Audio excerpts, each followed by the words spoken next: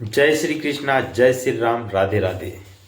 दोस्तों, आज के इस भाग दौड़ के युग में हर एक इंसान खुश नहीं है। कोई भी इंसान अपने आप से संतोष नहीं है। हर इंसान के मन में यही इच्छा है कि काश मुझे ये सुविधा मिल जाती, काश मुझे वो सुविधा मिल जाती। इस प्रकार की हर इंसान के मन में एक इच्छा होती है। आज के युग में ज़्यादातर हमारे युवा साथी नौकरी करते हैं, कहीं पे जॉब करते हैं। क्या वो खुश है? उनसे पूछिए कभी कि कभी वो खुश है? नहीं दोस्तों, वो बिल्कुल भी खुश नहीं है।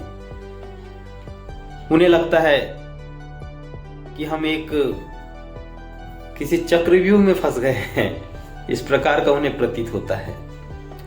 आज के युग में हर कोई अपने आप से परेशान है। एक बात बोलना चाहता हूं दोस्तों कि जब भी तुम्हें लगे कि सब कुछ खत्म हो गया, अब कोई ऑप्शन बचा ही नहीं है, तो याद रखना कि ये वही पल है जहां तुम्हारी जिंदगी एक नया मोड़ लेना चाहती है। हाँ दोस्तों, नहीं पड़ता। इंसान अपनी दुनिया में ही खुश है। इंसान सरल नहीं है। एक महात्मा की कहानी मुझे याद आ गई, मैं आपके समक्ष रखना चाहूँगा। आप ध्यान पूर्वक सुनिए। इस कहानी से आपको बहुत कुछ सीखने मिलेगा कि इंसान सरल कैसा होता है, सरल इंसान कैसा होता है। ये चीज आपको आज पता चल जाएगी दोस्तों। एक परिवार में एक बेटा रहता है उनका, जो बिल्कुल भी काम धाम कुछ करता नहीं और घर में सोया पड़ा रहता है। जब वो कुछ काम को नहीं करता तो माता पिता हो या कोई भी हो, अगर आप काम कर रहे हैं तो आपकी इज्जत है अथवा नहीं है, तो उसे बोलते हैं बेटा तू तो घर से निकल ही जा। एक महात्मा की कहानी मैं आपको सुना रहा हूँ। उसे बोलते हैं कि आप तो निकल जाओ भैया घर से। अब बेचारा घर से निकलते हुए देखता है कि मैं अब कहाँ जाऊं, कि मुझे भोजन कहाँ प्राप्त होगा बिना काम किए। तो एक आश्रम था, महात्माओं का आश्रम था। तो आश्रम में महात्मा जी बैठे हुए थे। उन्हें सादर प्रणाम करते हुए बोला कि महात्मा जी, मुझे आपकी शरण में जगह चाहिए, मुझे यहाँ रहना है। तो महात्मा जी बोलते हैं बिल्कुल आप रह सकते हैं। तो उनका क्वेश्चन क्या था कि प्रभु जी यहाँ खाना मिलता है क्या? बोले भैया सबको खाना मिलता है, आपको भी मिलेगा, बस आश्रम की देखरेख करना है, रहना है, मस्त खाना खाना है। अब वह व्यक्ति वहां पे रहना प्रारंभ कर दिया। मस्त 1 2 3 4 जो बार जितने बार भी खाना मिलता, मस्त मजे के साथ खाता, मस्त प्रभु का कीर्तन करता, आराम से रहता। अब एक दिन हुआ ये कि एकादशी आ गई। तो एकादशी के दिन उस आश्रम का नियम था कि वहां पे सभी लोग भूखे रहेंगे, सभी लोग उपवास करेंगे। पर भैया ये तो मानने को तैयार ही नहीं था। महात्मा के पास गए, महात्मा जी मैं तो उपवास नहीं रह पाऊंगा। बोले अच्छा तुम तो भक्त हो, सब लोग वहां उपवास है तो आपको भी रहना पड़ेगा। बोले नहीं, मुझे बिल्कुल उपवास नहीं रहना है। अच्छा, तो महात्मा जी बोले कि उपवास अगर नहीं हो तो यहाँ आश्रम में तो भोजन नहीं बन पाएगा, तो आपको वो उधर नाले के नदी के किनारे जाना है और उधर भोजन बनाना है। पर एक चीज का याद रखना कि भोजन खाने से पहले प्रभु को भोग लगा देना, प्रभु को बुला लेना और भोग लगा देना। बोले ठीक है महात्मा जी। वो इंसान गया नदी के किनारे और अपनी भोजन बनाने का प्रयास किया और उसमें सफल हुआ। वो पहली बार भोजन बना रहा था तो उसके दिमाग में आया कि मरता क्या नहीं करता, भोजन तो बनाना ही पड़ेगा। भोजन बनाए, बोले भोजन तो तैयार हो गया, अब प्रभु को बुला लेते हैं।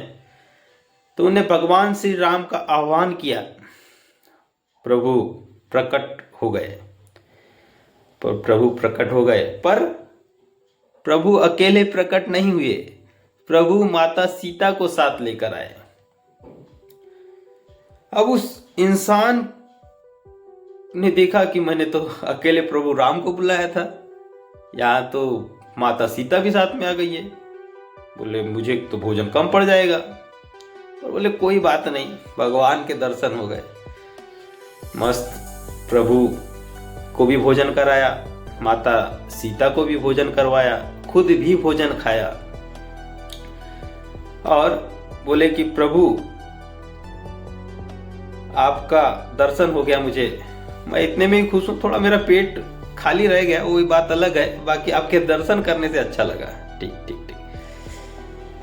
अब प्रभु रामचंद्र भी अपने स्थान पर चले गए और वो भी आश्रम आ गया। जब दूसरी बार एकादशी आई तो बोले महात्मा को, बोले वो व्यक्ति की प्रभु जी थोड़ा राशन हमारा बढ़ा दीजिए, थोड़े भगवान ज़्यादा आते हैं। तो बोले ठीक है, इसका राशन बढ़ा दो। बोले इसका पेट नहीं भरता होगा, ऐसा महात्मा जी ने सोचे और अपने शिष्यों से कहा कि इनके लिए और थोड़ा राशन बढ़ा दीजिए। फिर वही प्रक्रिया, वहां जाके भोजन बनाए और प्रभु राम सीता का आह्वान किया। जैसे ही उन्होंने राम सीता का आह्वान किया तो उन्होंने पाया कि साथ में लक्ष्मण भैया भी आ गए हैं। लक्ष्मण भैया भी आ गए हैं। फिर व्यक्ति थोड़ा अपने मन में असंतोष महसूस करने लगा। बोले मैंने तो भगवान राम सीता का ही आह्वान किया था, लक्ष्मण भैया भी आ गए। बोले आ गए तो कोई बात नहीं, अब आ गए तो आ गए, अब साथ में भोजन कर ही लेते हैं।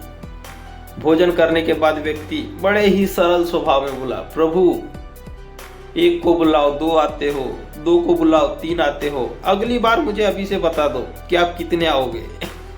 उस हिसाब से मैं राशन की व्यवस्था कर लूंगा। प्रभु श्री राम बोले भैया आ जाएंगे, आप बिल्कुल निश्चिंत रहिए। हुआ ये दोस्तों कि तीसरी बार जब एकादशी आई तो महात्मा जी के पास गए। बोले मुझे राशन 4 गुना अधिक चाहिए, 4-5 गुना अधिक चाहिए। बहुत से देवी देवता आते हैं, 1 को बुलाओ 2 आते हैं, 2 को बुलाओ 3 आते हैं, 3 को बुलाओ 4 आते हैं। महात्मा जी ने सोचे ये तो चोरी करता होगा, ये उधर जाके पूरा बेचता है राशन को। ये उनके मन में ऐसा लगा उन्हें। दोस्तों महात्मा जी ने बोले इन्हें 4 गुना नहीं 5-6 गुना राशन दीजिए। और आज हम इनका पीछा करते हैं, देखते हैं करता क्या है ये।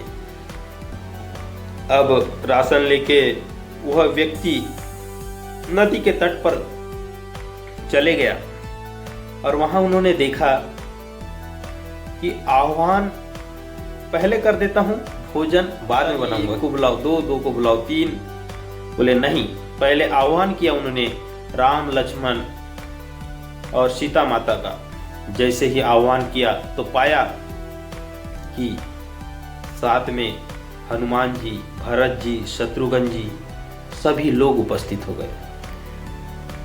भक्त बोला प्रभु आ तो गए आप, पर मैंने तो भोजन बनाया ही नहीं, क्योंकि मुझे पता था कि तुम और ज्यादा आओगे, तो अब भोजन आप बनाइए। बोले जब मुझे मिलना ही नहीं है तो मैं क्यों बनाऊं।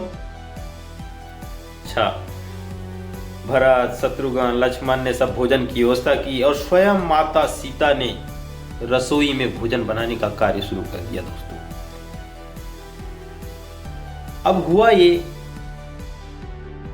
कि जो महात्मा जी अपने शिष्यों के साथ अपने इस शिष्य को देखने की ये राशन का क्या करता है देखने आए, तो उन्हें तो भगवानों के दर्शन नहीं हुए।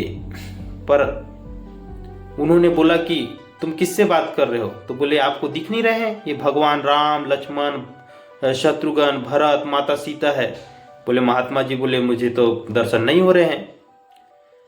तो उस व्यक्ति ने प्रभु राम से कहा कि प्रभु आप मुझे दर्शन दे रहे हैं और मेरे गुरु, मेरे आराध्य को आप दर्शन नहीं दे रहे हैं।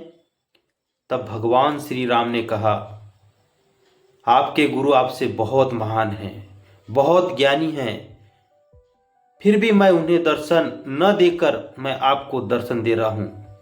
इसका कारण सिर्फ एक ही है कि आप अपने गुरु से बहुत सरल है, और सरल इंसान प्रभु के आराध्य से भी बढ़कर होता है। दोस्तों,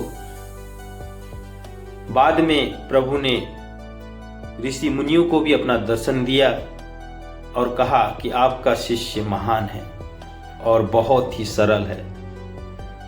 दोस्तों, इस कहानी से शिक्षा हमें यही मिली कि सरल होना इंसान के लिए बहुत अति आवश्यक है। दोस्तों, इसी के साथ मैं आपसे इजाज़त चाहता हूँ। इसी प्रकार की किसी एक अच्छी कहानी, अच्छे मोटिवेशनल वचन, मोटिवेशनल स्टोरी के साथ मैं अगले वीडियो में आपसे मिलूँगा।